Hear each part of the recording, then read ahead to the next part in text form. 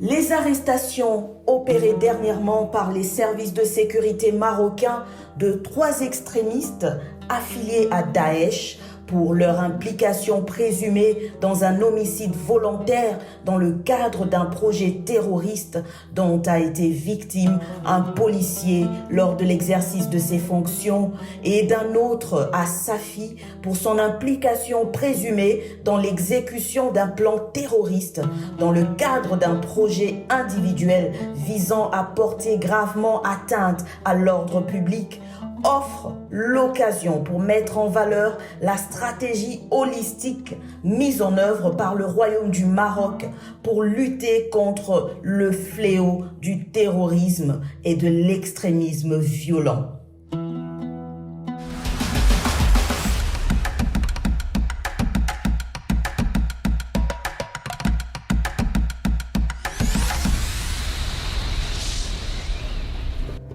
Le Royaume du Maroc a pris très tôt et de manière proactive et anticipative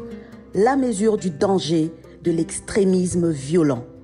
Il a mis en place une approche multidimensionnelle et intégrée dont l'axe le plus important est la prévention dans le strict respect de l'état de droit et des principes de droits de l'homme. Cette approche repose sur les 5 piliers suivants. Le pilier religieux. La politique du royaume en matière de gestion des affaires religieuses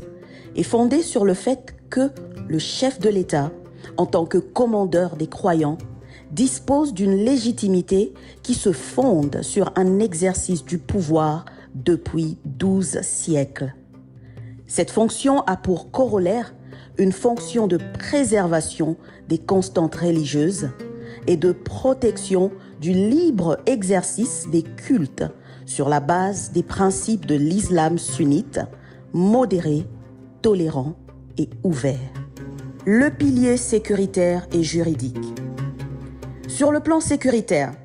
la stratégie mise en place par le Maroc pour la prévention et la lutte contre le terrorisme et l'extrémisme violent dans le but d'éradiquer ce fléau qui menace non seulement le Maroc, mais toute la région du Maghreb et du Sahel,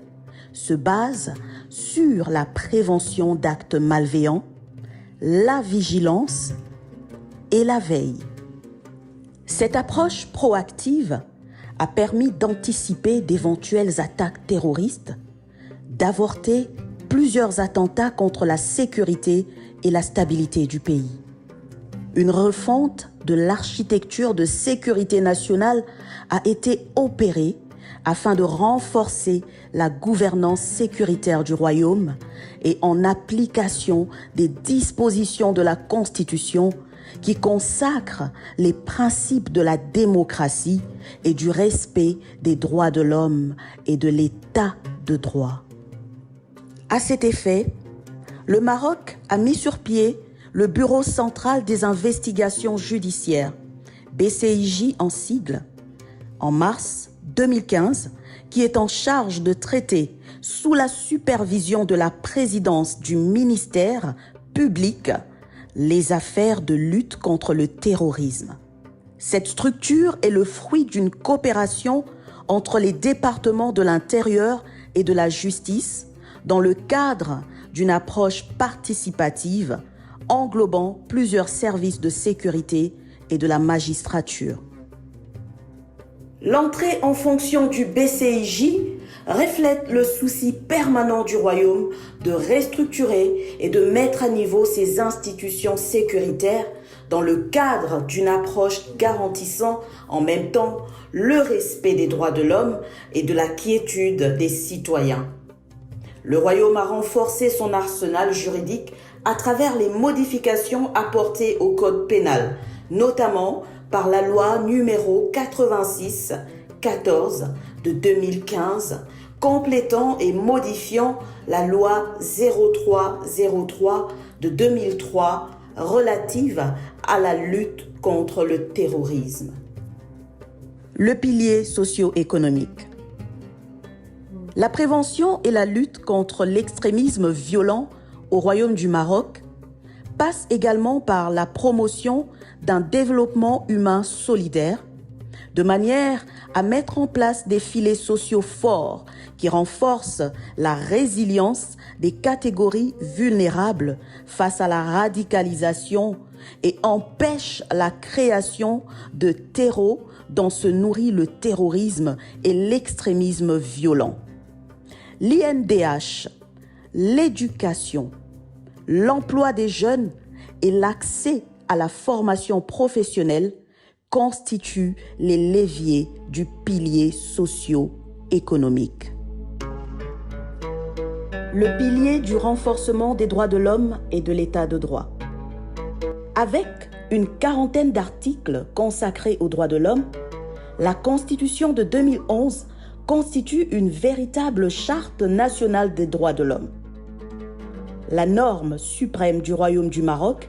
a fait entrer le pays dans un constitutionnalisme qui a permis l'appropriation nationale des principes de la protection et de la promotion des droits de l'homme à travers la constitutionnalisation de nombreuses institutions et instances de protection des droits et des libertés fondamentales, de la bonne gouvernance, du développement humain et durable et de la démocratie participative, notamment le Conseil national des droits de l'homme en tant qu'institution nationale des droits de l'homme, le médiateur, la délégation interministérielle aux droits de l'homme, l'instance nationale de la probité et de la lutte contre la corruption, le Conseil de la communauté marocaine à l'étranger, le Conseil de la jeunesse et de l'action associative, l'Autorité pour la parité et la lutte contre toutes les formes de discrimination, le Conseil supérieur de l'éducation, de la formation et de la recherche scientifique, le Conseil économique, social et environnemental, l'instance Équité et Réconciliation, IER, qui a mis en œuvre le processus de justice transitionnelle.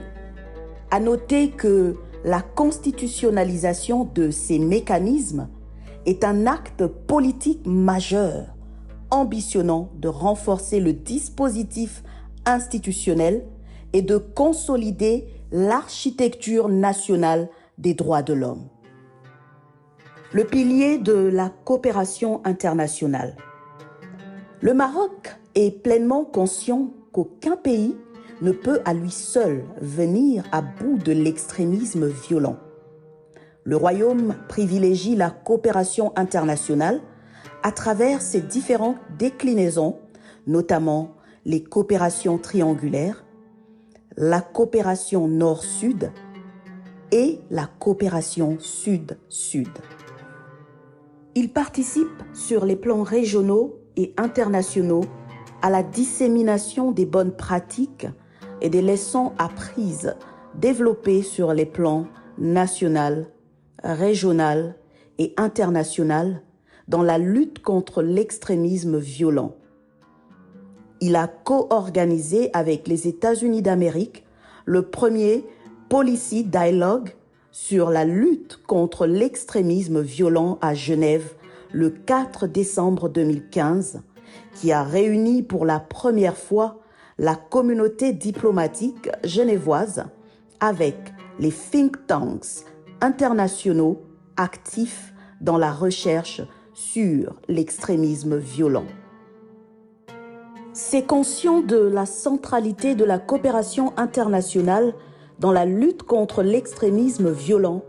que le Royaume du Maroc est dans une phase avancée de développement d'un ambitieux programme de coopération avec ses partenaires dans les différents domaines liés à la lutte contre l'extrémisme violent.